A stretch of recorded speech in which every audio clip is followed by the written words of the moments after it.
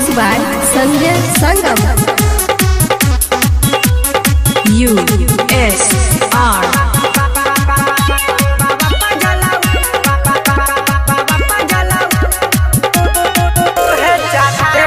केहू के न चले होशियारी, जगह जगह पर होला चेकिन हो भारी। बाबा पजला उहे चढ़ाई सुना हो, एवं केहू के न चले होशियारी, जगह जगह पर होला चेकिन हो भारी। करी जे चीटिंग उधार हाई रे, कि बाबा का गजबा न देखाई रे। बाबा पजला उहे चढ़ाई रे, कि बाबा का गजबा न देखाई रे।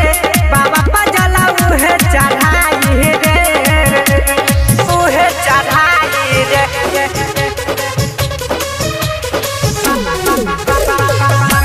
बाबा पजला, बाबा पजला, बाबा पजला उहे चढ़ाई रे। पिहला हे बम पिहला बहावा के बूटी, चहला तोहरहिया में हिम्मत न टूटी। उहे चढ़ाई रे हो, पिहला हे बम पिहला बाबा के बूटी, चहला तोहरहिया में हिम्मत न टूटी। बोलबम के नारा लगाई रे, बोलबम के नारा लगाई रे, कि बाबा का जवान देखाई रे।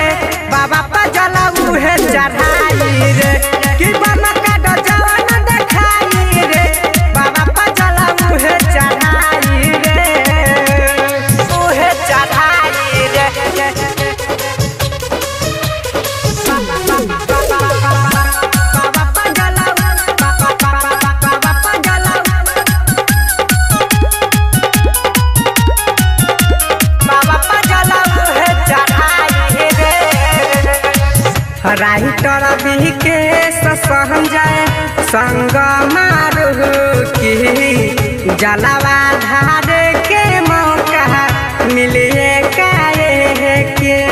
उहे चढ़ाई रे, राइटर अमर जीत मुकेश की, जलवा धार के मौका मिलिए काहे के।